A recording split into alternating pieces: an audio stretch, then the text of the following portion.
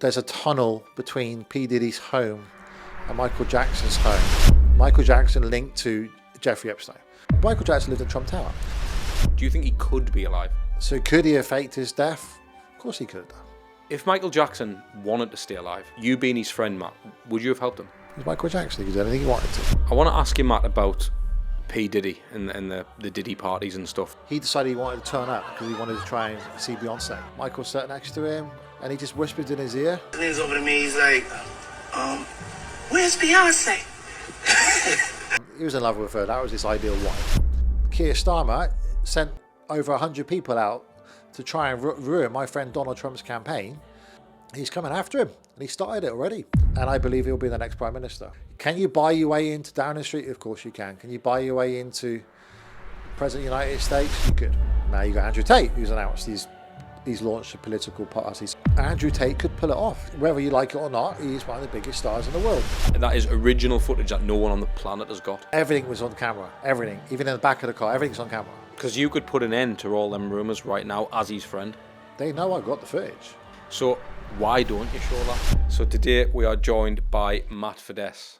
Obviously we've had you on here before, but the views, the comments, the engagement went absolutely mental. So I had to get you back down. And just so happens, mate, we're back in Birmingham again. Yeah. Didn't even think of that. That's true, actually. It was a very late night one last time, didn't we? But 1 a.m. job, wasn't it? Bit more of a decent hour this time. But it's a pleasure to be back, and I'm glad it worked out for you and people liked it. Hope the comments were nice.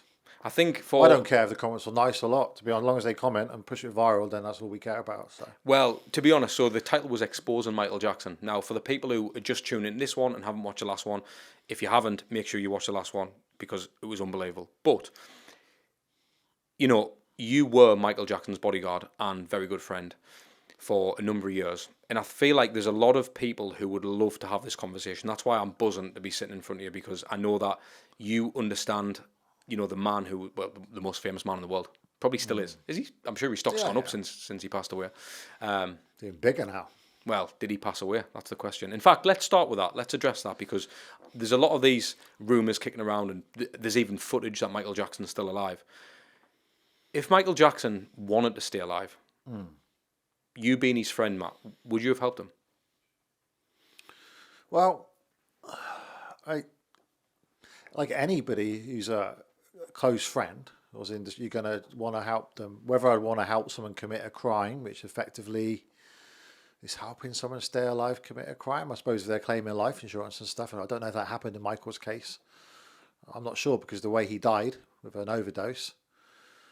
But I've helped him in situations before where he's privately, where he wanted to escape certain things, and he dressed me up as him before and taught me how to be in the limo while he's escaping out the back of the hotel. Would I help him get out of a situation that his life is painful? Yeah, of course I would have done. Yeah. Was that ever a conversation? Like, I know it sounds crazy, but was it ever a case of, you know, if me health takes a turn for the worst, I want to just get out of here, not let the world know, and make a cover-up story? I know Michael had conversations with some mutual friends of ours where this whole thing that he wished that he had a choice of being famous or not. He didn't remember not being famous. He was famous since the age of 5. And the conversation about what would it be like with life not being famous. So he used to go in disguise into Disney World and stuff, and he would love it. He would love being normal, just walking around and standing in the queue next to people and queuing up like everyone else, and no one knew they were next to Michael Jackson, you know. That was where he was most happy, but at the same time he loved his fans. He really loved his fans. He's never actually said to me back then, I want to fake my death. I mean, no. I mean, he said things like, I wish my life wasn't like this, or why do the world treat me like this when all I want to do is give and help and donate money and help good causes and use my fame for good purposes and create good music and art, and yet the whole world wants to freaking trash me all the time. We had those conversations, and he wanted to escape it. But at the same time, I remember we used to turn up at hotels, and I'd been sat at the back of the car with Michael, and I used to say, Mike, do you want to we're approaching the hotel. Do you want to go for reception? Everyone's going to recognise you. You're going to have to do autographs and stuff. The fans know you're there. Apparently there's about 300-400 fans there. Or do you want to go around the back and go through the kitchen and through the back way in the kitchen elevator? And he'd always say, 90% of the time, no, I don't want to trick my fans. I want to go through the front. But then again, Michael was one of the most powerful men in the world. This is why he's still talked about 15 years after his death. He'll still be talked about 200 or 300 years' time. He was the most powerful individual on earth. He owned half of Sony Music, basically. And when you're that powerful, people want to bring you down. And he also, I remember saying to him once, what does it feel like to be able to do anything you want, when you want, buy anything you want? So could he have faked his death? Of course he could have done. He's Michael Jackson. He could do anything he wanted to. The question I've got to ask you, and again, I know that he was a very dear friend to yours, so in no way do I mean this in a disrespectful way, but you didn't attend the funeral, did you? So there were several types. You had 3 funerals, basically. You had the family one where he was put into a tomb. Then you had the memorial, and then you had another service too.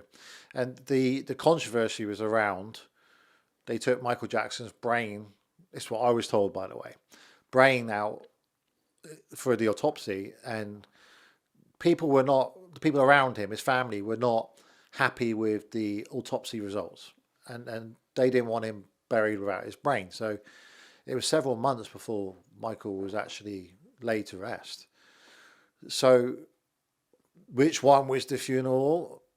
I mean, very few people who were around him came to the final one, I guess, which people saw on TV. The memorial was more of the showcase where they brought the coffin out and so on. And I know there's all the controversy that his body wasn't in the coffin. I don't know. I couldn't tell you, got no idea. It's not the sort of thing I'd talk to his brothers about or his friends about. How would they know? I mean, although I have seen people who were close to him who kind of witnessed him in the coffin, had to lift him in the coffin and so forth. And I won't mention their names because it wouldn't be fair, but although they are out there on public record, that had to dress him up and literally put him into his coffin that he was laid to rest. So the thing that they were lying would be far-fetched. But I've seen the evidence about him being alive, and yeah, of course, it's very compelling, isn't it? The escape, about the escape out of the ambulance and so on, and the mystery ever since, and this whole Dave character, which he's got the same voice. Apparently, he's got the same voice as Michael and so on, but he was a Burns victim. But one thing I know is that man, in my heart, he wouldn't do it because he loved his children too much. Unless his children were in on it, there's no way he would do it. Not to them. There's no way. So for me, it's too far-fetched. But is it possible? People still think Elvis is alive, don't they? And other people, and Robert Maxwell, the billionaire, he faked his death, a lot of people think. And is it possible? He could have done it. Who knows? Because that's the thing, Matt. I mean, unless you're speaking to one of the other Jacksons or, someone who was even closer than yourself, even you to say, is it possible? Like, do you think, I understand you believe he's gone. Do you think there could be truth? Do you think he could be alive? Knowing Michael as a person, no. Because his children would have been too young to understand any kind of faking your death situation. And this guy was such an innocent guy who would not commit a crime. I mean, it's a crime, isn't it? Faking your death. And as a person, that's not who he is. He doesn't want to hurt his fans. He won't want to hurt anybody. And then what kind of life would he have? I mean, I've seen the pictures too where he apparently attended his own funeral and so forth and looked like it was him and all the other stuff. But then you could do that with any situation. Could he have done it? Don't know. Now, there's certain friends of his that were around him who didn't seem too upset when he passed away. Closer than me, a lot closer than me, like his best friends. And they didn't, and I've never seen them very much upset about the situation. But I just think, knowing the guy like I knew him, with what's going on in today's world, and it's a freaking mess with the wars and the the Israel-Palestine situation, the Russia situation. He was all about heal the world, Earth Song, the climate change. If he did do it, he would have just come out by now and said, okay, I'm going to use my fame and I want to help, because that was what he was all about. He was trying to stop what's going on in today's world. I spoke to one of his, again, I won't say who it is, but one of his entourage, who was closer to me than Michael, who was with Michael through the tours, through Dangerous Tour, the History Tour. And I spoke to him and on Facebook, and he messaged me back, and he said, we were talking about Michael, and he said, Michael didn't understand you couldn't live life long and wide, meaning that Michael took too many chances, and it was only a matter of time before something was going to go and end his life. So to me, coming from that guy, writing that to me on a public platform where people could have hacked into my Facebook and seen it, from a very, very credible source. We're talking about somebody who lived with this man and followed him everywhere for his own personal blog. For Michael's life was always filmed and photographs were taken. For him to say that to me, that Michael thought he could live his life long and wide, to me that clarifies he's gone. And I get asked all the time, Michael's alive, he's alive, Matt, he must be alive, you're in on it. Look at this guy being interviewed on Larry King years ago. It's Dave's a very well-known burns victim who Michael looked after.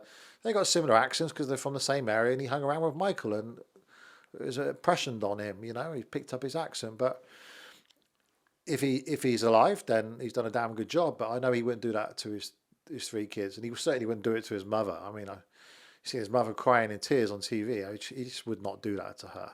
She can't. Catherine Jackson, his mum, could not fake losing her son. And I remember once we had a conversation in a hotel suite. My mum was diagnosed with breast cancer, and I was giving Michael an update about it. And he said to me, he said, Matt, I wouldn't know what to do if that happened to my mum, because he loved his mum so much. I know he had a rocky relationship with his dad. He wouldn't fake his death over his mother's eyes. There's no way.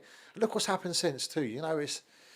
It's been tragedy. There've been fights. There's been lawsuits. The doctor, suing the estate, the false allegations coming out against him all the time.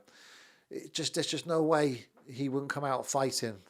Michael was a fighter, But the bigger the star, the bigger the target, and there's always going to be controversy, because unless you've got categorical evidence of pictures of him in his coffin and so on, then yeah. But the autopsy was done, and you got too many people in on it. The autopsy, the coroner, the doctor who went down for his death, all these conspiracy theories. I mean, there's more chance that he was murdered for the Sony the music catalogue that he had, than him being alive. So that's probably more truth. I'd back that theory more. So a better way to rephrase the question then, right? Because you're a dad. Could you swear on your kid's life that he's dead? Could I swear on my kid's life that Michael Jackson's dead? No, I couldn't. And that's what's really interesting. That's what's really interesting. I've not seen enough evidence. And that guy would... The only thing... That man would do stuff that others couldn't, and he would take risks that others wouldn't. Like I just said, he'd live his life long and wide. So no, I couldn't, because I would never do that on my 6 children. And then who knows what the future is going to hold with the Michael Jackson legacy. I mean, you've got the biopic coming out. It's going to be Michael Mania all over again. And things are being discovered all the time. New music, new albums. And it's just, he's bigger now in death than what he was when I was walking around with him. I want to ask you, Matt, about P. Diddy and the Diddy parties and stuff. And now I know that, I don't know how much of the world know this, but you actually attended a Diddy party, didn't you? You alright, people? Hope you're enjoying the episode so far. Here's a random one for you. Most of you who are actually watching this episode don't actually subscribe to it. So just do us a favour, will you? Can you click the like button, hit the notification bell so you don't miss another episode, hit subscribe, all that good stuff, because we go up and down the country to try and bring you the best show possible. We're not messing around here, so please just show some love, will you? Yeah, but it's not long when that included baby oil or anything like that. So, Michael was in love with Beyonce. I mean, that's very well known. Whenever people wanted to give him an award, he'd always demand that Beyonce would do the award, and then Michael would turn up. In fact, one of the last awards he had was at Earl's Court, 2007, and he demanded that Beyonce gave him Artist of Millennium or some kind of award, like most famous man in the world, I think it was. And he was in love with her. That was his ideal wife. We were in Vegas, and we heard that back then he was Puff Daddy, I think we called him. That Puff Daddy had his party on, and Beyonce was there. Michael was recording an album called Invincible. So me, along with one of his other friends, another bodyguard, he decided he wanted to turn up because he wanted to try and see Beyonce. So we turn up unannounced, and P. Diddy's done chat shows about this. It's all been confirmed. We turn up at the door, and we said, we've got Michael Jackson in the car, and he would like to come in. They're like, yeah, you're having a laugh. You're joking me. Like, there's no way you got the King of Pop there. And then we had our own little codes on how we can convince it. So they went up to Sean, P. Diddy, whatever you want to call him, baby or man. And they said, apparently Michael Jackson's here, and he wants to come into the party. And then he came out, recognised his Mike, he knew Mike, and we went into the party. Michael sat next to him. I just kept watch along with my friend. And just loads of celebrities there in Las Vegas, and no big deal. And he just whispered in his ear, and it turned out he was asking P. Diddy, is Beyonce here? And he said, no, she left not long ago. And that was it. Michael said, let's go. Because partying was not his thing. And we went. And there was no sign of any baby. There was no sign of any wrongdoing going on. There was a lot of big names there, huge names. It was just a party. And one thing Michael was always about, especially with me, was don't touch alcohol, don't go partying, don't take drugs, stay away from nightclubs and stuff. If you do, you're out of my inner circle, gone. Which is ironic because obviously he died of a drug overdose in the end, apparently. Anyway. And yeah, the P. Diddy thing, I mean, they were friends, but with Hollywood, everyone knows everyone. And unfortunately, Michael's so famous as well that he wouldn't think these things through. And the world back then is different to the world now. So celebrity parties have kind of evolved and stuff. And I don't know all the details of this P. Diddy thing, but this nonsense about there's a tunnel between P. Diddy's home and Michael Jackson's home. It's just not even possible, ads. You just can't. You can't do it like from central LA to Neverland, which is what 3 hours of driving. Could you not do it though with all that money? No, you couldn't. It's like that's bigger than the Channel Tunnel. Well, how ridiculous! Well, who came up with that stupid story? I mean, I just laughed when I saw that. I mean, they didn't know each other like that. I mean, it's just. But for a man who has, again, and this is why it's so important to have this conversation now. I know it's topical. The world want to know this, but fly on the wall. For a man who has been to a Diddy party, what types of things did you witness? Just people sitting down drinking and partying and dancing, and that was it. But I believe what's been alleged against P. Diddy is that after a certain time, the party changes, and then the baby oil comes out, and it all gets what they call it, a freak off or something. Mm-hmm. There was I literally we were there 10 minutes, and the other thing too, the relationship between Michael Jackson and P. Diddy wasn't so that we could just get in or he was invited. We turned up uninvited. I had to convince the staff. It's not like Michael had P. Diddy's phone number or nothing. We had to convince the bodyguards and the entourage of P. Diddy to get in because he wanted to meet Beyonce. That was it. End of story. There's no other connection. That's it. The only other connection I've met P. Diddy before was when I wanted to go and watch Prince, and Prince was doing 21 dates at the O2 Arena, and it was impossible to get tickets. But when you're Michael Jackson's mate, it's fairly easy. So I called Michael up. Michael organised it, and I was at the front row of Prince's concert at the O2 Arena. And when the lights were down, in comes in a guy with a blue tracksuit, sits next to me, and it's P. Diddy. And I found him nothing but respectful. And then before the lights went up, he went with his bodyguards and off he went. But no, there was no phone calls coming in from P. Diddy or anything like that. There was none of that. In fact, Michael wanted to break away from any association to him because in 2000, I think it was year 2000, there was something went on in New York where him and Jennifer Lopez were caught up in some kind of like firearms thing at a nightclub. So Michael didn't want any association to Jennifer Lopez or P. Diddy. I remember that categorically because I was in New York with Michael in 2000 on Valentine's Day because he didn't go down very well with my ex-wife. He did a speech at the Carnegie Hall called Heal the Kids, encouraging people to spend more time in the children eat on dinner tables with them, get them off their computers, and have a day a year where you have family time. And he did this amazing speech, but he made sure he didn't want people there that he didn't like, you know. And I remember once that he was invited to a wedding, and he didn't want to go because Jennifer Lopez was going to be there along with her then boyfriend, P. Diddy. He didn't want that connection. Right. Whether he knew what was going on, I don't know, but I think it was more so the shooting. Guns were found in the back of, I believe, P. Diddy's car and Jennifer Lopez's car, and there's a big scandal at the time in New York. And yeah, this guy didn't want to be linked to these people. Like the whole Jeffrey Epstein thing, let's clear this up too, because, you know, this list came out about people who are associated to Jeffrey Epstein, and Michael Jackson was on it. Let me tell you what's happened. I've not talked about this on a podcast before. How angry was I when I saw this all over the media? I mean, it's like a media dream. And then Michael Jackson linked to Jeffrey Epstein. This is what happened.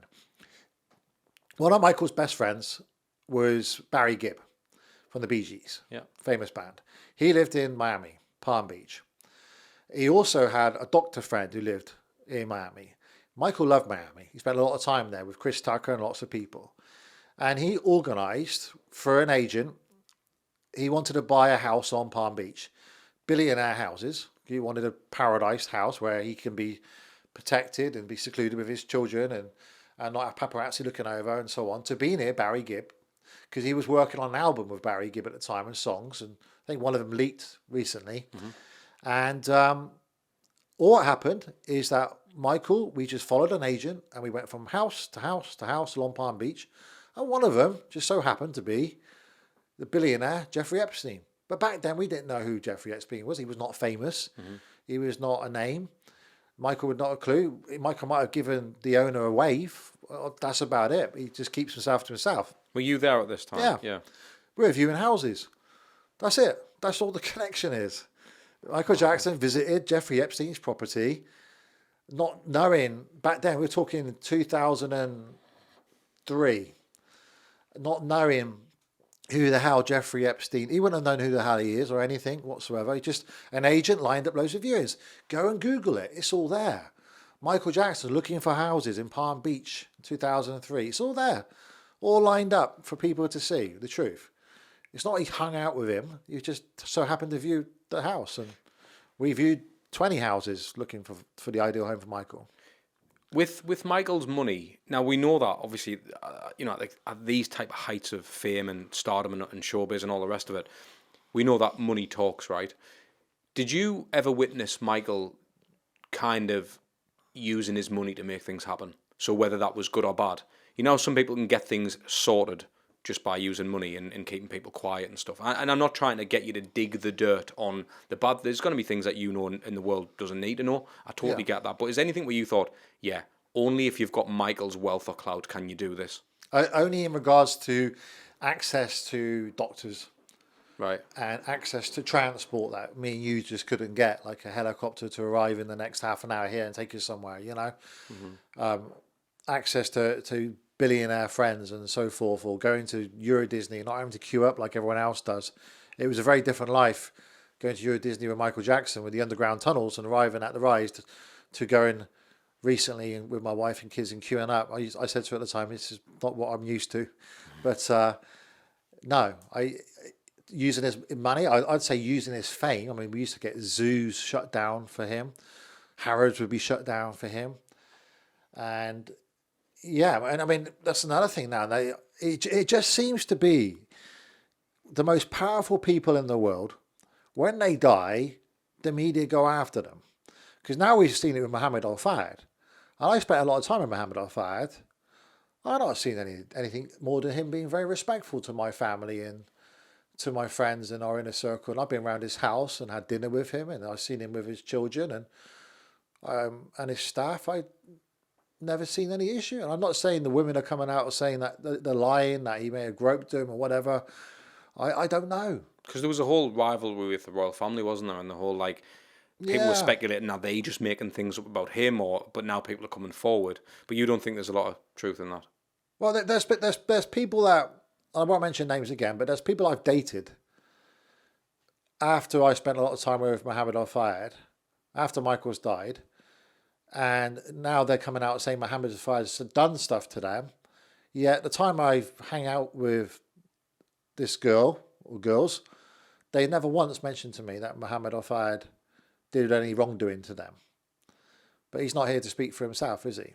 And he's a multi-billionaire, so what can you do? And Harrods, from what I understand, they're just paying out just to get rid of it and not put the reputation on. But you see this now with like anyone who's a big name. And again, I'm not saying it's not true. I don't know. I'm not a multi-billionaire. I have not seen Mohamed Al Fayed treat anybody with disrespect. I've seen him joke around where he'd walk around Harrods and he would stop a couple and people would laugh and go, "Oh, I got 2 Viagra for you," and he'd walk off and be comical. But I've seen him being very respectful, amazing, look after Mike, look after us, and making sure we're always okay. But what I have seen is a bit of a trend where, like the Kevin Spacey thing, the bigger the star, then the media go after them and then bang, try and bring them down, especially if they're dead, because you can't defame a dead person. So what can Mohamed Al Fayed's family really do about what's going on right now? Nothing. Who really knows the truth here? The women and Mohamed. He's not here to defend himself. I didn't know him well enough I've never seen any of that, other than being an entrepreneurial mentor to me and teach me how to build property and business. And in that inner circle, I've never seen this side to him. But he's dead. Why didn't this all come out when he was alive? Why? People will say, "Oh, he's too wealthy to be taken on," and all so on. And now you see this stuff with Andrew Tate too. And when Tate's being, whether you like it or not, he's one of the biggest stars in the world. And I hate saying that because I don't agree with a lot he says. Don't agree with hardly anything he says. But he is. He learned how to crack short form content and go viral. And it's backfired on him in some way. Do you think it's backfired? Oh, massively backfired on him. Yeah, I mean, when you put yourself above that level of fame, where you are the biggest viral sensation in the world, and you have to keep going up and up a level and doing saying crazy things, and then people are going to come after you. You see that with Michael Jackson. He couldn't have got any more famous. He owned people's songs, music catalogs. Sony Music wanted that catalog off him. I mean, it was worth over $1 billion. See, it's funny with Andrew Tate because obviously he claims to be making or spending £5 million a week and all the rest of these are mad figures. Do you think he's got the money he claims? No, I don't. Do you know? There's no track record, is there? I've got friends like you have who've interviewed Tate, and when you ask him the question, "How have you made your money?" he very cleverly dips and dives out of it. He says it's Hustlers University, or maybe he's at casinos, and you can't. You can't grasp what it is that he does, can you? No. Just when someone says, "I've got 37 supercars and this." Well, that, I and know the how other. that game works. I can tell you how that works. If you're as famous as Andrew, you're going to get car brands giving you cars. Because I've seen that happen with Michael and other people too. Giving you cars on loan on the hope that you'll get pictured on it, or you'll do a TikTok reel with it and it'll go viral. And I'm not saying that's what's happened, but I think that's a better explanation to when his cars got taken off him and they're not in his name. It's just the brand getting them back or seized. Possibly. Whatever. Possibly. I mean, I've seen a podcast where he said he had 13 wives or something. I know that's not true. I know somebody's been to his house and hung out with him, and it's not true. It's far from the truth. And at home, it was quite a normal environment, like shockingly normal environment. Very chilled out guy. He was very sharp and knew what he was talking about.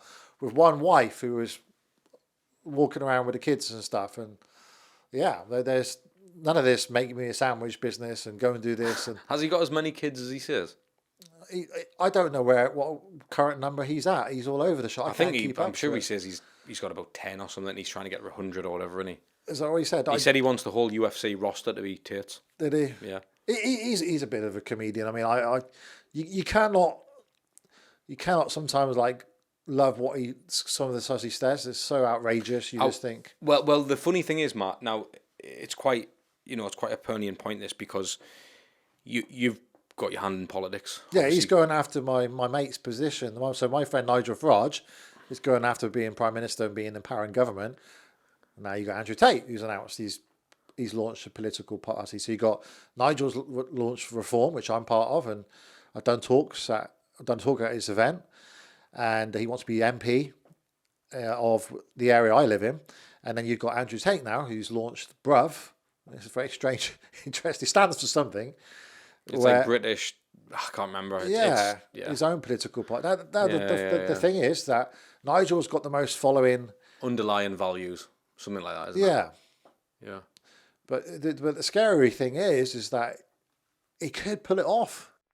If you don't know by now, I run a business called The Content PT. I create content for influencers, PTs, online coaches and fitness brands all around the world. So if you are someone who's in need for sexy content for your social media, or you really want to maintain a competitive edge in your industry, drop me a DM on Instagram. He's got the following, he's got the viral backing. You've got Nigel Farge, who's got about, as we were doing this podcast, about 180 subscribers to Reform. He's one of the biggest parties out there now. He's all lined up to be Prime Minister. Well, he's bigger than Farage, isn't he? Yeah, Tate has got double that now. How scary is that? It's so. You want Andrew Tate as our Prime Minister? I wanna dip into this a bit, right? Because obviously, your kind of journey into politics and stuff like that. You're with Reform. First and foremost, because again, there's going to be a lot of listeners or viewers, and I tend not to get into political debates and stuff like that. Well, let's correct it. I'm not with Reform. Yeah, I'm with This Country Is Screwed, and whichever political party wants somebody who knows about business and entrepreneurship and how to run an economy, because the economy is a business, and there's nobody in the government at the moment who know what the hell they're doing. Mm-hmm. And the last budget we had with Labour was a disgrace for business owners. There's 5.5 million business owners here who aren't being looked after. I will stand up and offer my services for any political party, whether it's Conservative, Labour, Lib Dems, I don't care less. The only reason I back Reform is because they're the only ones at the moment who are looking out for the 5.5 small businesses who actually pay the tax that the government spends. The government don't have an income. Their income is the tax on your money. On business owners, on other employees, look at your pay slip. Look how much comes off the top and then you're left with. And you got NI, which is a tax in disguise. So it's like best of a bad bunch, effectively, that you're picking. Well, no, if Conservatives called me up tomorrow and say, Matt, can you come and advise us on helping landlords stay? Because all the landlords are getting out of the UK at the moment. They're all going to Dubai. You know, I think over 10,000, as we stand at the minute, last year, over 10,000 millionaires left the UK to go to non-tax countries. And we should be keeping our talent in the UK. So Nigel Farage, it's not because he's my mate or anything. It's because I believe in what he's about. He wants to lower taxes, get more employment. I think where it gets a bit confusing though with the reform stuff is the whole immigration side of things and all that side of things. Now, it's funny because there's a lot of examples of this that you see, and my curiosity is you'd get someone who, and let's just say far right or further right, should we say, right, who'd maybe go with a Farage or whatever. Whether that's right or wrong, I can probably say the generalisation is there's probably more far-right voters for someone like a Nigel Farage. Now, what I feel like they're missing, a lot of these areas who would vote for Farage are, council estates. Yeah. Now, the problem is with that, part of what Farage wants to do is obviously privatise the NHS. Yeah. Now, a lot of these people in these council estates are going to be absolutely knackered because when they're claiming X, Y, and Z, or whatever benefit they're getting for, could be a hearing aid, it could be whatever, that's going to be a big problem. And I feel like it's overlooked. I'm not my opinion. I just believe that if the NHS does get privatised, there's going to be a lot of people who are maybe voting for reform who are probably going to do themselves a disservice because they're looking at something different. And that's the way I've kind of seen it. So I just stay out of politics. And I just think sometimes, if someone like Andrew Tate was to get in, where does he stand? Because he's probably more on the reform side of things, I'm assuming. He's friends with Nigel. He's a backer of Nigel. And Elon Musk, they're all on the same and Tommy side. Robinson and these type of lads. And if you look at kind of the things in his bruv policy and his kind of mandate, if you like, and the things that he wants to bring in, a lot of them are aligned with that of reform, if you like, or certainly similar. The maddest thing that I see is you've got Andrew Tate, who's a mixed race lad, and a lot of the values that he would like to bring in wouldn't have even let his dad in the country. That's what blows me mind. Let's go back to the NHS thing. So you are right about the council estate people. They're not going to be able to afford the private care.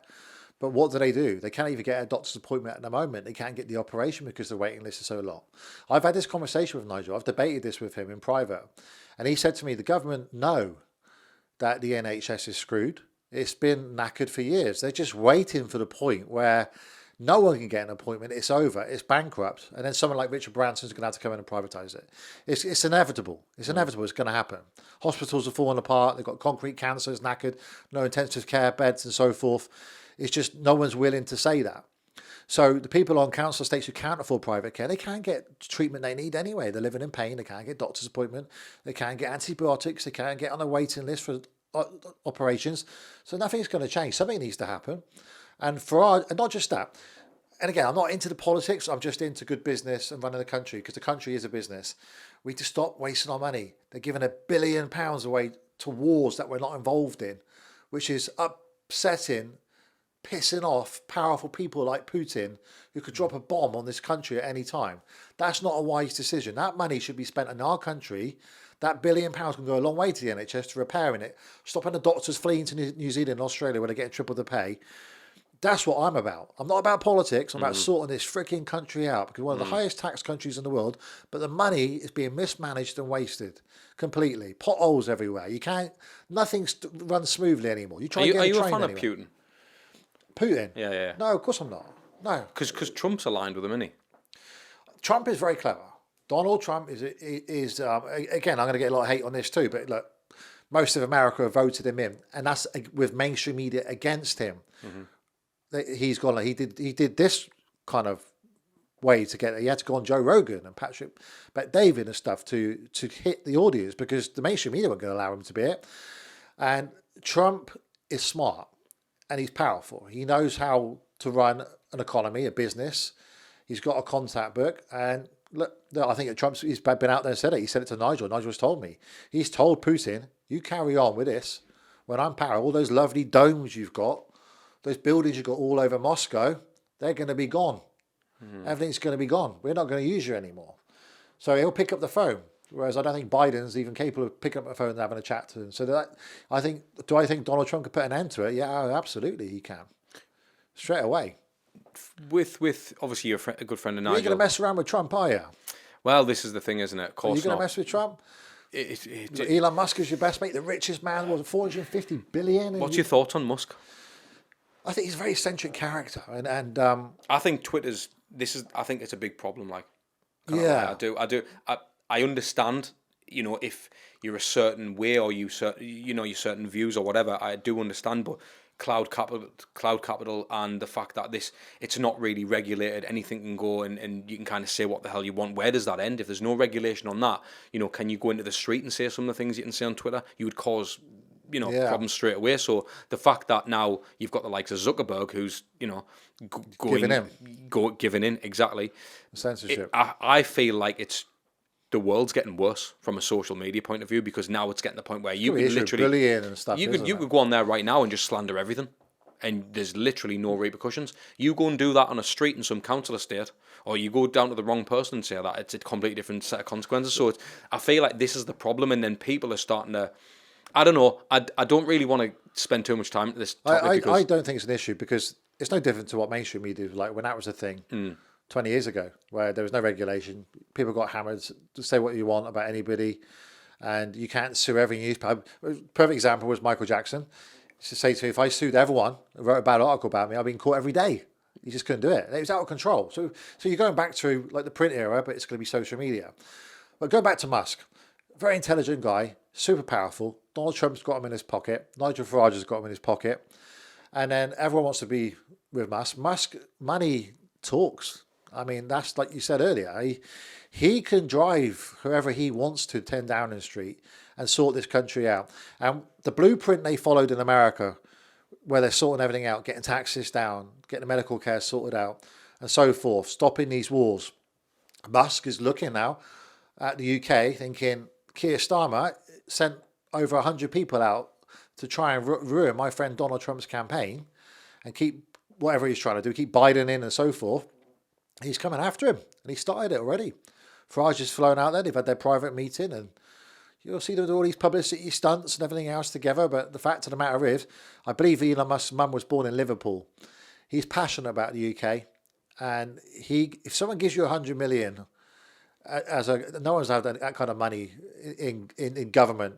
How are you going to campaign? That's going to buy you. Farage said on that Sunday when that story broke that he's going to give 100 million. I text Farage. I said, Nigel, what do you think about this? Is it true? He said, I can't say too much, but it's going to buy me a lot of leaflets.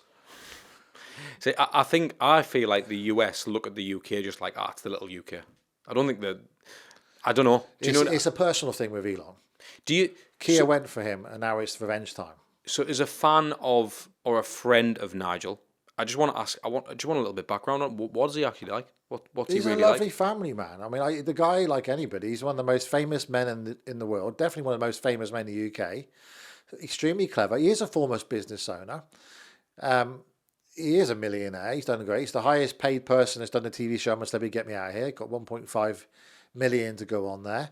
Did it right at the right time, knowing what he was going to do political next.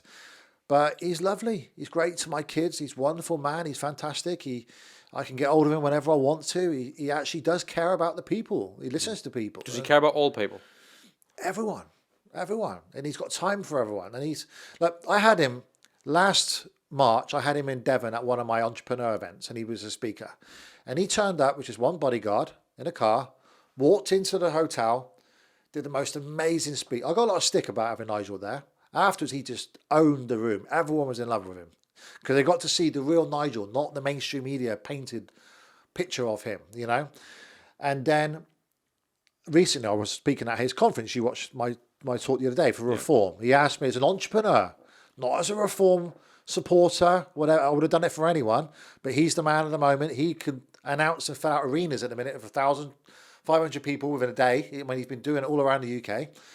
He asked me the first few times. I said to my wife, Minnie, I don't think I want to do it. He called me. I was on the sofa. I was on loudspeaker. And she said, was that Nigel Farge? I said, yeah. He's begging me to, as a Devon entrepreneur for the Southwest, to speak out in support of business owners and farmers and landowners after the budget. In the end, I thought, I'm going to do it, but I'm going to do it for business owners. It went down well. I got a standing ovation. It was unbelievable. I was so nervous. I was out of my comfort zone there with 1,200 people who were there for a political stance. I don't think about politics. I can't explain to you, ads, what's left and what's right, what's middle. I don't care about that. I just want people to pay less tax and get what they're promised to get and not be lied to and have their pensions taken from them. Farms being destroyed. And my mate Nigel is in the back room hanging out with me, and he really does care. And he's taking phone calls with me next to him from Elon Musk and from Donald Trump and from very powerful billionaires. And I believe he'll be the next Prime Minister. I've always known that anyway. Oh yeah, going back to how he walked into this hotel in Tiverton in Devon, a little town with 20,000 people. Last time I saw him, he arrives in a helicopter with 10 bodyguards. Like, Mr. Farge is walking up the corridor. But bear in mind, he's just come back from Mar-a-Lago, the mansion where Donald Trump lives, celebrated the win with Donald Trump and Elon Musk. And I'm in the back room with Farge, and I say, Nigel, these security guys are like freaking me out, man. Do you really need these on our meeting? He said, yeah, things have changed quite a lot since March. So he's telling me. I mean, they're like proper big guys all done. I said, who's paying for this? You know, and he said, Trump. There you go. They're all in it together, man. When your friends are you in that elite group of people, and Farage is the money, like, you know, you said it. It's about who you know and about money. Can you buy your way into Downing Street? Of course you can. Can you buy your way into President of the United States? You could. Arnold Schwarzenegger should have been President of the United States. Would you be Prime Minister of the UK? This is one thing I've noticed by the leak, where Nigel said, I want Matt Fiddes to be MP in Reform. God, you get a lot of stick. Because you start to take sides then, don't you? Yeah. People who support other political stances start taking out. When in fact, all I want to do is do good for everyone. I don't really want to support any, not because I don't like, I just want to help everyone in the UK have a better life. The problem is with that, though, you try and do good for everyone, someone gets affected along the way. It's impossible. You can't. It's impossible, because the more you benefit one particular demographic, someone else is going to suffer. So it's but the rents are sky high, house prices are, landlords are exiting, everyone's going to Dubai. You see what's going on in Dubai at the moment? It's unbelievable. No tax whatsoever, literally. They're fleeing. What's going to happen? We're going to be in a serious situation where the government are forgetting the tax money comes from the entrepreneurs. If they're gone, so. Tax the rich, tax the rich. Well, the rich will just leave the country. It's the ads. I'll be honest with you, right? First time I met on the podcast, I am debating between now and April about leaving this country. Oh, yeah, really? Yeah. Where are you going to Dubai? No, Cyprus. And that will mean I'll only pay 2.5% tax. At the moment, if you add up what I spend and what I get taxed on, I'm paying about 75%. 75p in a pound. By going to Cyprus, I can employ more people in the UK. I can build my company bigger. I can offer more opportunities, have a better lifestyle. Not just about the tax. I could just, why am I paying it? They're all about tax the rich, tax the ultra rich. Yeah, tax Google and Amazon and all the rest of it. We've worked it out.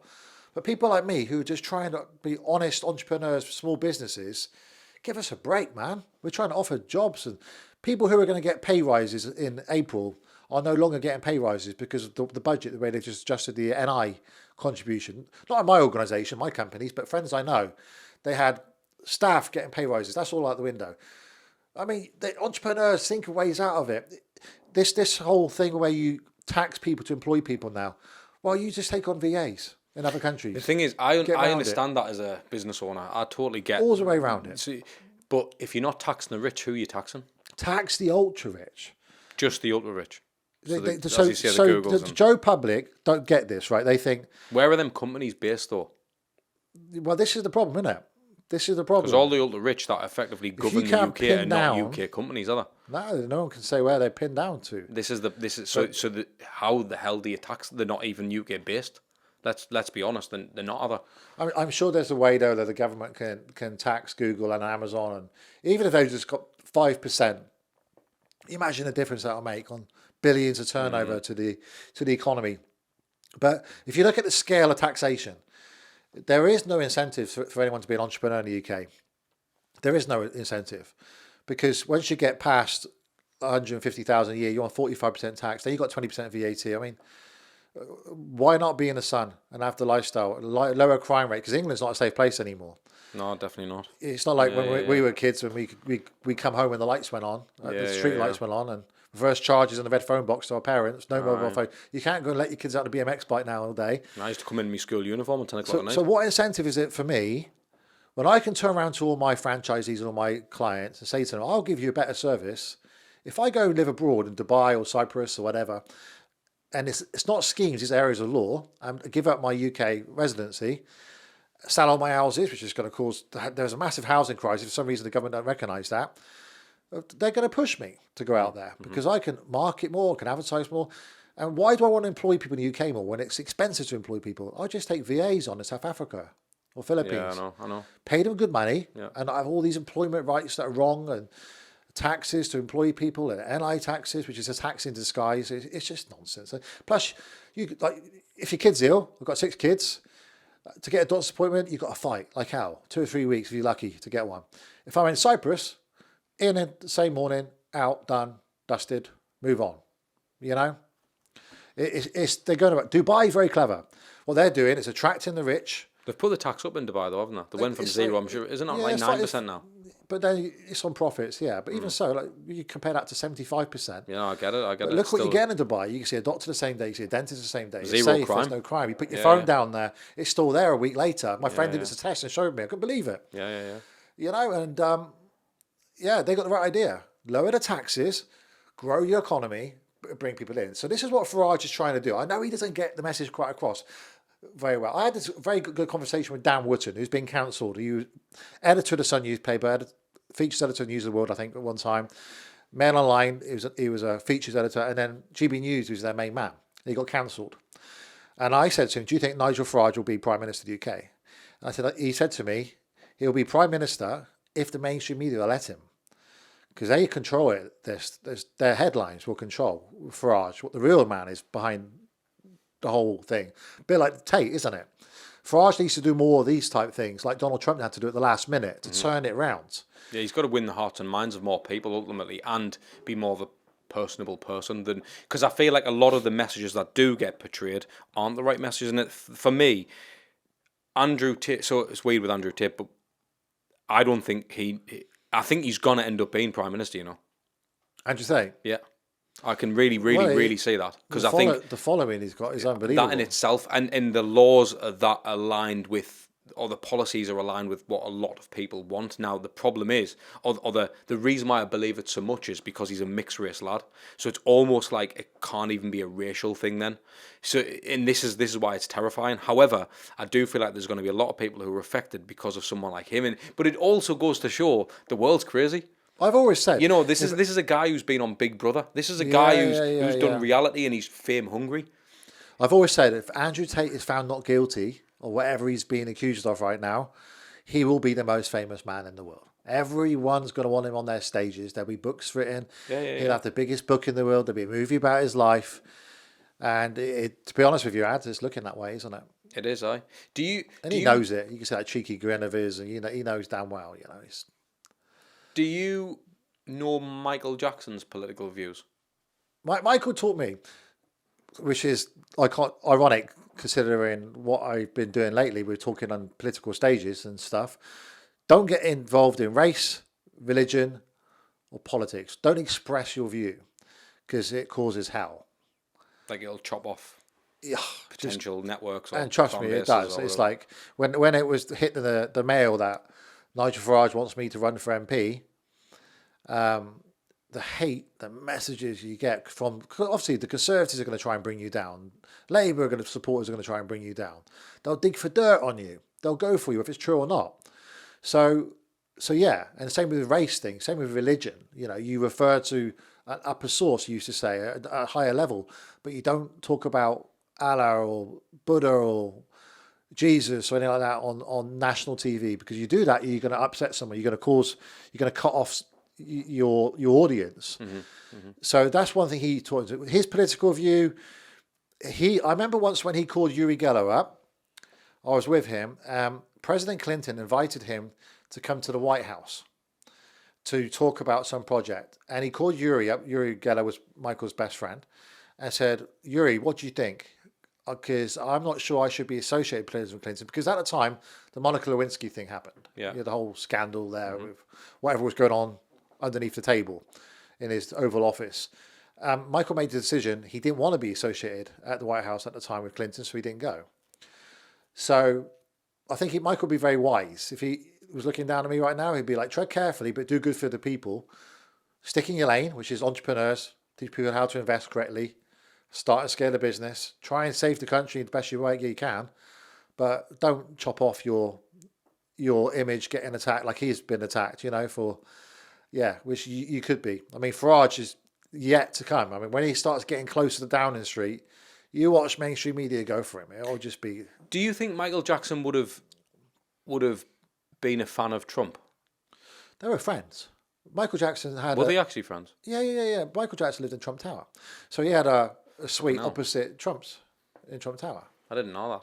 Yeah, he used to travel on a plane together. The reason I asked this is a mad Trump observation. When he married Smee Presley, he hid him in Trump Tower, he looked after them and stuff. So, an observation, you get a lot of black celebrities or pop stars or whatever have a lot of black fans. I've noticed Stevie Wonder, Michael Jackson, a lot of his fans were white.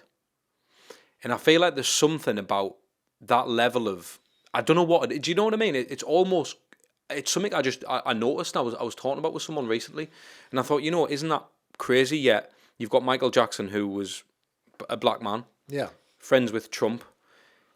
A lot of Trump's messaging maybe wouldn't have been beneficial to that of Michael Jackson's, race, if you like, or heritage.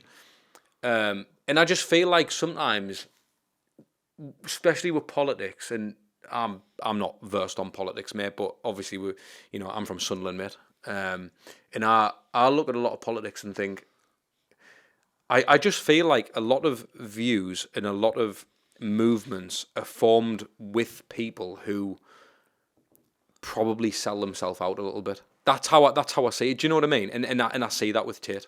And if I get Tate on the podcast, I'd tell him the same thing, because I just feel like the stuff that the agendas he would push, and everyone's entitled to whatever they want to do, but ultimately would actually affect his own family.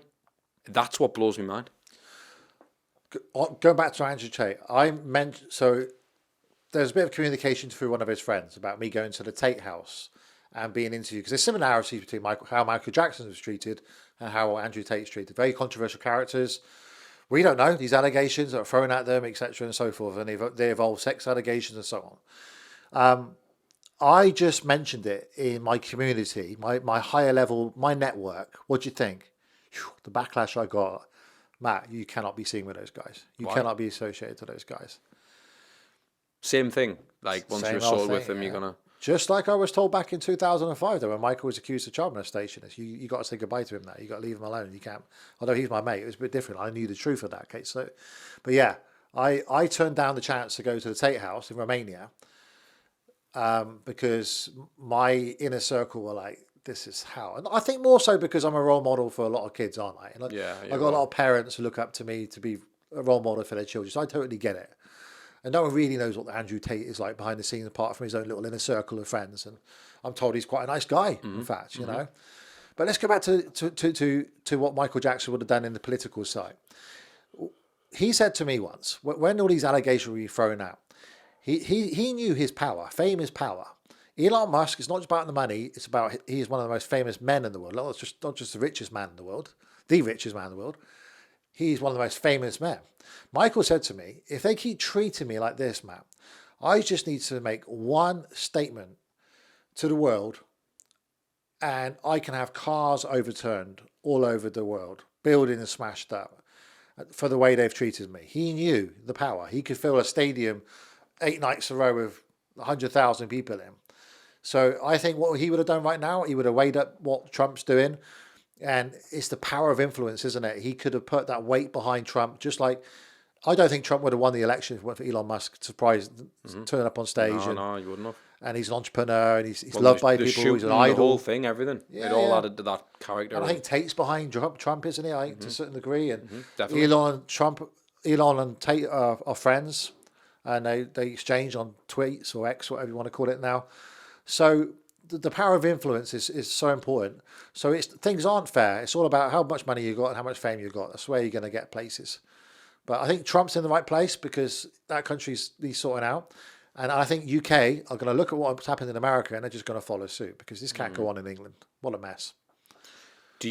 When Michael was going through all the accusations and stuff, did you face any personally?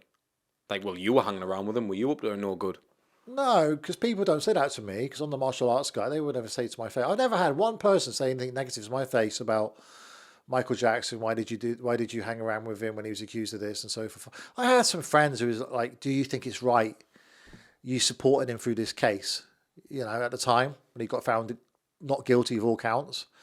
And it turned out it's an FBI investigation for 10 years and not guilty. They couldn't find anything on it. There's nothing at all. Nonsense. But I knew the right guy. But no one's ever. I don't get any issue whatsoever. Because I think generally, I think if something comes out in the wash about someone or there's an allegation, certainly, I think we're all judgmental. I'm sure I would if I knew you back then and something had come out, I'd be like, Matt, do you know out about this? Like, it's a bit dodgy. This, like, you were hanging around with them.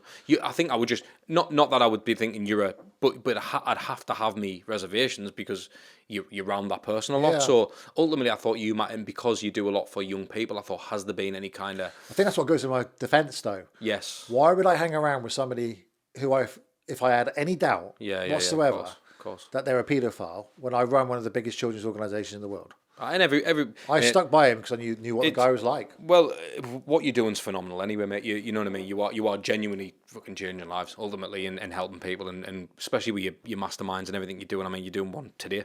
Yeah. Obviously, we're down here, and it's like to see you do that and understand, it's nice to hear that someone who may hang with the circles, whether it's Farage, Michael Jackson, Andrew Tate, whoever it may be, you still just want the best for people. And people don't. When people are in trouble, they tend to run, especially if they're famous. I won't mention names again, but when Michael died, and all right, let's just go back a bit. When Michael was accused of those allegations that were proved not true, there were certain people who were around Michael all the time, big famous names who weren't returning calls anymore. As soon as he's found not guilty, they were trying to get hold of Michael. And also, when you looked around at the funeral of people who were invited, declined to be invited due to the way he died and due to the stigma that are attached to him. And he'd done so much for these people as well, big names, And it's interesting you say about like Stevie Wonder. Like, a lot of people don't realise it's out there now, so I can because Janet Jackson confirmed it. But Michael didn't want the world to know. But Stevie Wonder is Michael Jackson's cousin. I didn't actually know that. Yeah. Really? Yeah. Samuel L Jackson, the actor, they're related as well. So Samuel L and Michael. Yeah, they're all cousins. So the name's legit Jackson. Yeah, Stevie Wonder is a cousin with Michael. Janet confirmed it recently. He didn't want it out there because he didn't want people to think, I'm only famous because Stevie Wonder's my cousin, That's crazy. Yeah, Michael was the name of the two. Yeah, if anything, do you know what I mean? That's absolutely. He looked after, they grew up together. He used to go to the studio and study him, and Stevie Wonder used to say, this little guy, cousin's always asking me questions all the time, and consistently battered, but he was learning. It's like a sponge, soaking it all up off Stevie Wonder, hence the Motown connection and so forth and things. But he didn't want the world to know. But Janet recently came out of it on a podcast, and so I thought, it's fair game. I know that was it Tito the last one who passed away? Yeah, sadly, Tito was, out of all the Jackson, I was the closest to. Yeah, he spent a lot of time at my house. Did he drive? Did he die driving or something? Yeah, I don't know exactly what happened, but I only know what you would have read. Right, okay. And I've heard from friends, mutual friends, is that he was driving home after a concert with a couple of friends of his, and they stopped for some food. Everything was okay, and got in a car. And he said it started raining, and they wanted to put the roof back on this sports car, like a classic car. And then Tito said, "I'm not feeling too good," and he was sweating like crazy. And can you put the roof back on? And he's struggling to breathe, and he needed help. And they flagged down a police officer, and they took him to the hospital, and then everything seemed okay. Apparently, his friends thought it was great. He's okay. Maybe it's just like a overnight stay. And the next thing it was, you need to come in the room. It's turned bad, and from what I understand, he had a massive heart attack, and which doesn't surprise me because for years, I got hundreds of hours of footage of me and Tito together, and boy, did I used to try and keep my friend on track with his diet and get him to stop smoking. But he just he loved his food and loved his fried chicken, and he loved his smoking. And I'd get him on a diet, and then he would just come back again. And I've got him training the martial arts classes and all sorts. But that was a big hit for me that day, because I had a text on a Monday morning. I woke up and it said, "I'm sorry to hear about Tito. Hope you're okay." Didn't know how they're talking about. I had no idea. And then let's put the news on. Boom, Tito gone. I was gutted because no one gave him the respect too. Because some news story was breaking. I think it was to do with Trump and everything else, and it got like a little mention. Yet Tito was the founder of the Jackson 5. He broke the guitar string. If it weren't for him, there'd be no Michael Jackson. There'd be none of that. But there was no. Do you feel? Just a personal question, Matt. Do you feel like kind of brushed under the rug? Like after the Michael Jackson stuff, because like you even said there, he would be the closest person you were to in the Jacksons and all the rest of it. But since Michael Jackson died, it's almost like you're just not even a friend at this point. I know you are, and you were, but like I would hate to think if my friend died 5 years ago, I just didn't have any involvement with anyone to do with them anymore. Like it's almost like you'd still have, because they're still a few Janet Jackson. There's a few of them who are still kicking around. Yeah, I know that she wasn't the Jackson 5, but do you know what I mean? Like I feel like, was it a case of Michael died, and that was it with you? Just swept under the rug, forgot about. From the Jacksons, mm-hmm. we didn't have a mutual thing to talk about anymore, because the thing with Jermaine and Tito and me and Jackie Jackson, the binding connection was their brother Michael. When I used to be with Michael, then Tito would reach out, leave a message with me, I'd pass it to Michael, then Michael would ring back or not ring back and so on. I was like the middleman. I was the go-to guy, and they would go times where they wouldn't hear from him. So, no, when he passed away, people move on. Tito's a lot older than me. I'm 45. He died, he was just turning 71. And we had our ups and downs over the years. We were just friends. You've got to take the superstar bit away from the Jacksons. When I was around the table with him, we'd have a drink and stuff. And if he was in debt, I'd loan him some money. Then we'd have a fallout. Then I'll take him to court. Then I'll let him off. We were just normal mates. It's like you'd fall out. Because it's Tito Jackson, everything's made a big deal. And then we'd get manipulated by people too, where media companies would try and get in his ear to say, stay away from Matt because we want you. They had their own agenda for him. And then I'm trying to keep him being used by people, and then the other side of it, I had Michael in my ear saying, don't do anything with my brothers, because if anything you do with my brothers, anything you do with my family will always turn to disaster, because they get manipulated and used all the time. So I'd try and keep Tito on the right track, and Jackie and Jermaine, and look out for them all without trying to look out for myself at times. So when Michael died, I spoke to Tito about a couple of months after. We were suing. we were suing a TV production company over everything that the Jacksons do. Unfortunately, gets manipulated over an untrue documentary, which was falsely edited, and we got what we wanted, which was basically you'll never see that documentary ever played again. And I spoke to Tito. Yeah, I mean, we had, you probably read it, we had some ups and downs. I loaned him 20 grand. He didn't pay it back, and I just said, look, just forget about it. You know, you just lost your little brother. You know, we had a little AC fit. You know, and yeah, you just lose contact. I mean, we had the odd phone call every now and then, and I'll speak to one of his sons every now and then. And then when it hit the fan with Michael when he was being attacked, then I'd be in communication and like, okay, let's knuckle down, let's defend Michael and go for it. But also, going back to the other thing, what Tito would believe, and the Jacksons would believe too, if you have a problem, like if you'd have an allegation against Michael and he's dead, and Michael's not here to talk about it, you could magnify that problem sometimes by going on TV and defending it. So sometimes they just want you to stay quiet. I'm with you. So that was, Michael used to say, a little way to explain it. So if you've got a tie on and you've got a little mark on a tie, leave it alone. If you scratch the mark, it makes it worse. Mm-hmm. So people always wonder, why isn't Janet Jackson come out defending Michael all the time? She's a massive superstar.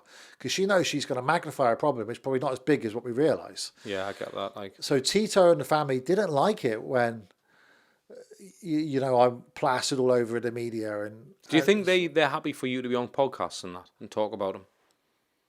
Or do you think they'd rather you just not? They'd rather I'd shut up and let it be. Why do you do it? Because I don't want Michael to be seen as a flipping. And I would do it for any of my friends. Take the superstar bit out of it. I'll do it for any of my friends.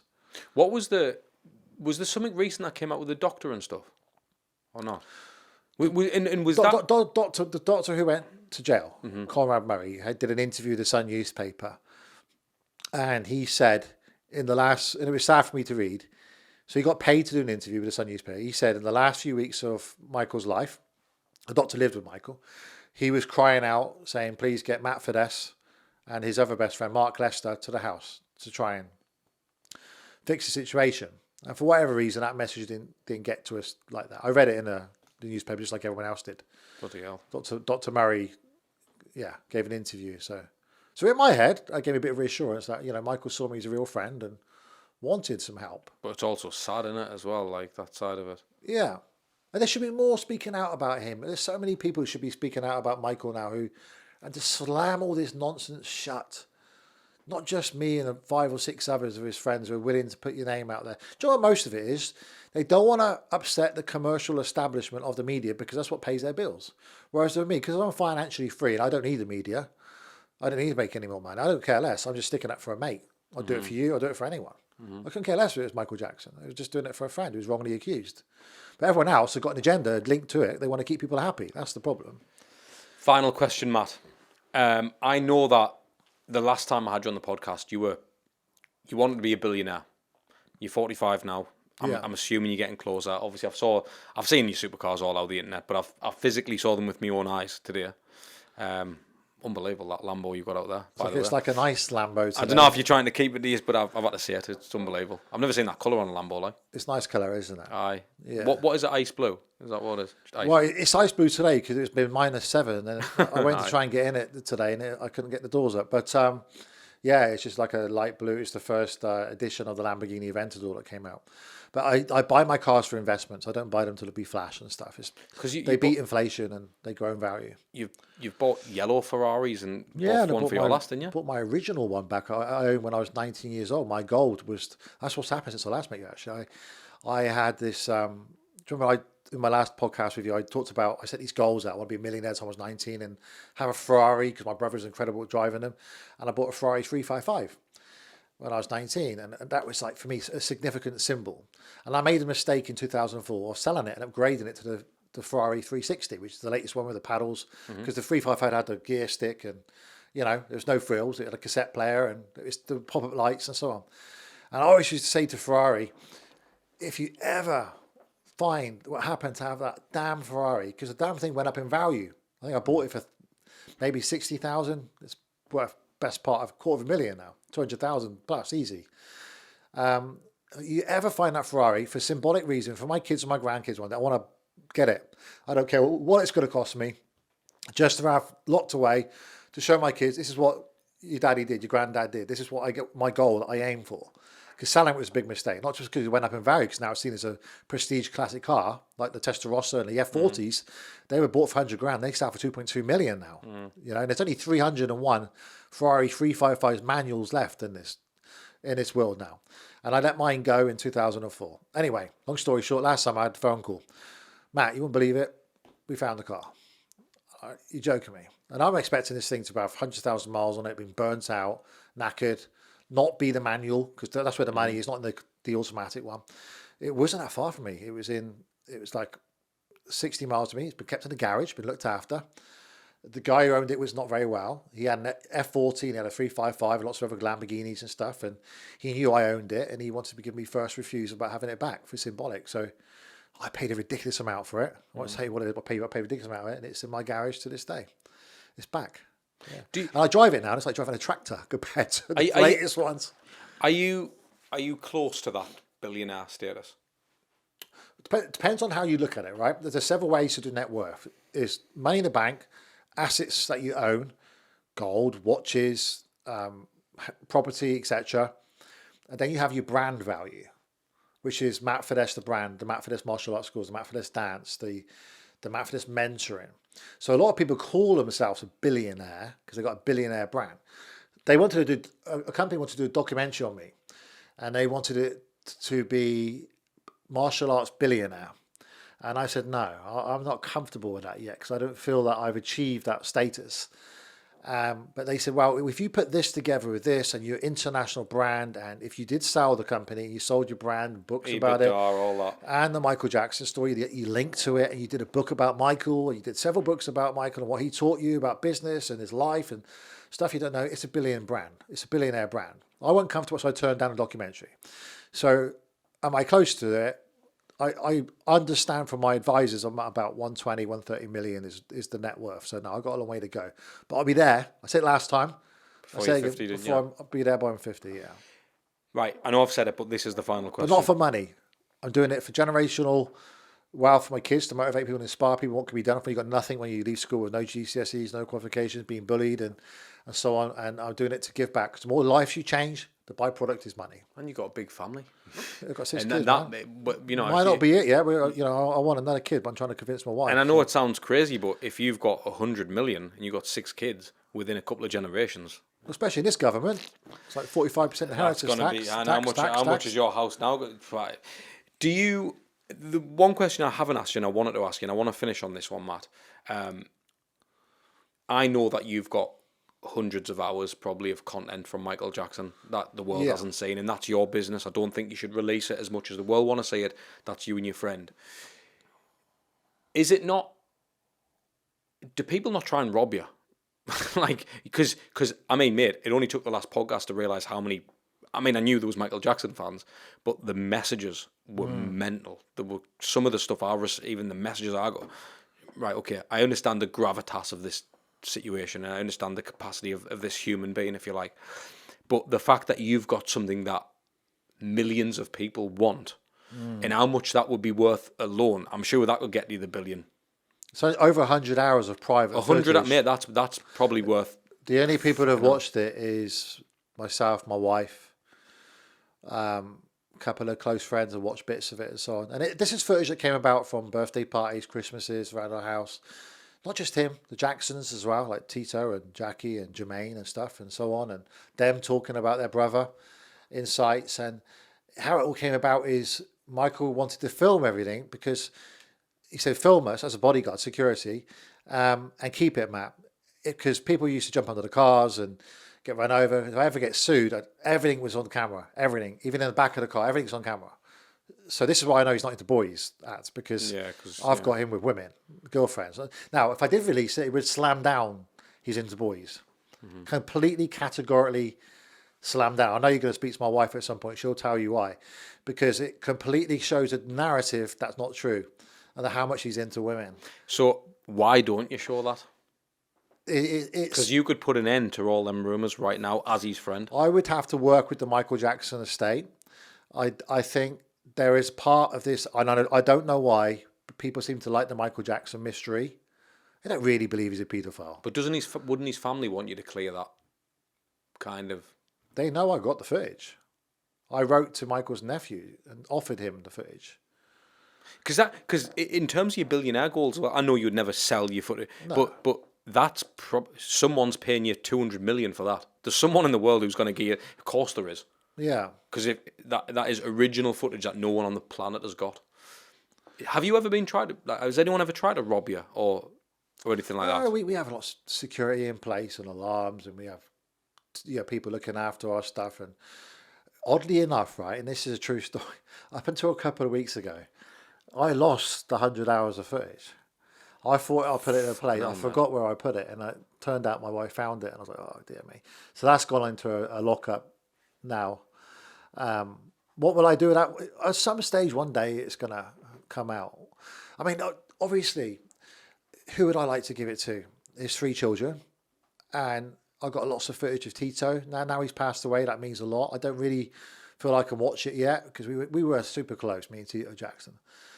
Even though we had ups, I'd like to. He's got 3 sons, Taj, TJ, and Tarrell. I'd like to give them that footage. Not the right time now; it'd be too sensitive. But yeah, it's to watch it back is quite painful. Have you got something in place? This is a very upset man, man who's very paranoid, upset. Yeah, it's disturbing to watch it back on how sad he was and misunderstood he was. But would TV documentaries put it out? Nah. Because it shows him as a real human being. But for the biopic, etc., though, that could have been very useful. Like all that archive footage is.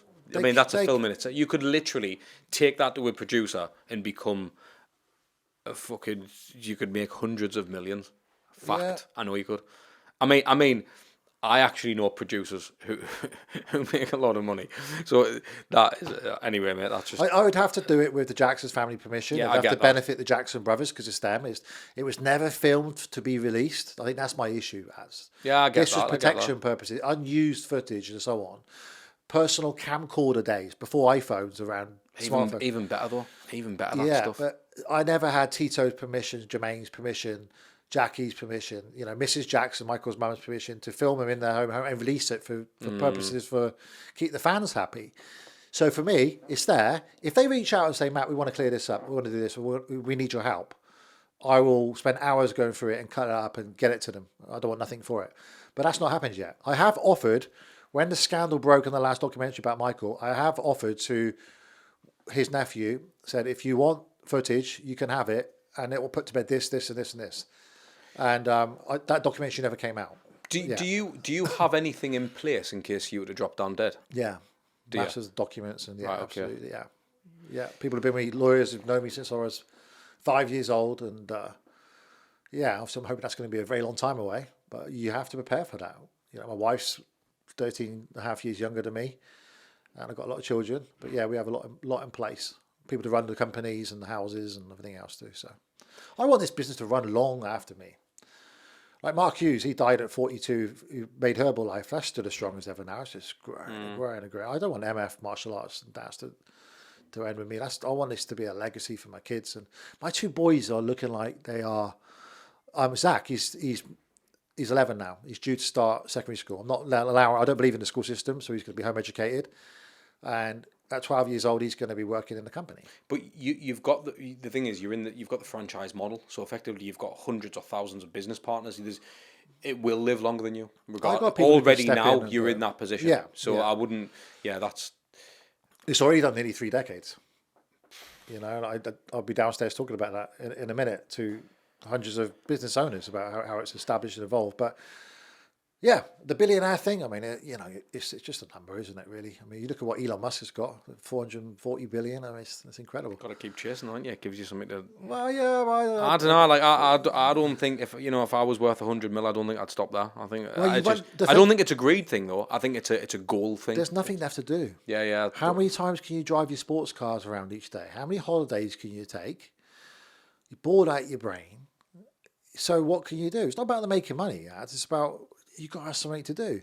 Only so many times you can take your wife to bed, isn't there, in a day? You know, I use that example a lot. But You gone there. what else is there to do once you get to that level other than go and make more money and change lives doing it? Look at it from that point of view. Offer people opportunities that they haven't got. That's why I do these entrepreneur events, because I love doing it. Don't do it for the money. I just love changing lives. You were taught wrong at school. I'm going to teach you how life really is. But I'm not the most happiest person at my home. Not at all.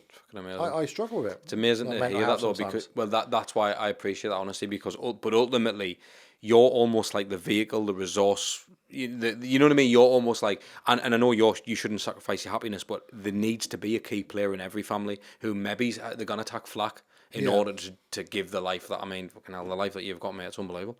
Yeah. Do you know what I mean? You've come a long way to gone from humble beginnings, effectively. I mean, I know that a lot of your parents, I think your mum was one of 14, I think you said. They've all got degrees and all that type of stuff. I mean, you were, were you dyslexic and you couldn't read or write and stuff? I can't write. So when I do my presentation downstairs in a minute, my keynote speech, I'll have to have someone come up to the flip chart and write for me. But, it's part of the story. I hid that for many years. But I think if that's not inspiration to anyone, I mean, again, whoever's listening or watching this now, the man who I've got in front of us can't read or write, and he's on his way to becoming a billionaire. I can read, I just can't write. So I can write to myself, but you won't understand it. So my handwriting is appalling. But reading, I educate, that's not an issue for me. But no, writing, I can't do. But I never need to. I just sign my name, and that's it. I get people to write for me when I go downstairs and give my presentation, and they think it's comical. Like, how have you made all this money? You can't even flip and write, man. When my wife first met me, she was in a room with me and she saw like a post-it note. She's like, "Who wrote that?" It's like a child who wrote that. And I was embarrassed. It was me. And then over time, she realised that it's like Egyptian writing. I can only understand it myself. Little scribbles. But you don't need to. You've got iPads now. Even when I check into hotels now, you scribble with your finger now, don't you? It's all changed. Crazy, isn't it? Yeah, I hid this for many years. So checking at a hotel, forms. If it's forms, I have to hand it to my wife. She'll fill it out, and then I sign the bottom. We have a little way, little secret how we do all that type of stuff and get around it. Like buying a car. Documents need to be filled out. I hand it to my wife. She does it. They don't know. They ain't got no idea. Yeah. They would believe me. Well, it doesn't matter anyway, does it? As long as you're paying for it, you got the money, you're good for it. Exactly. Matt Fiddes, thank you so much for coming on, mate. Honestly. It's been a pleasure, and I'm looking forward to part 3 one day. Boom. Thank you, mate. Thank you, sir. Thanks a lot, bro. Thank you. So if you've enjoyed this conversation and you like things like this, make sure you click up there and watch this episode.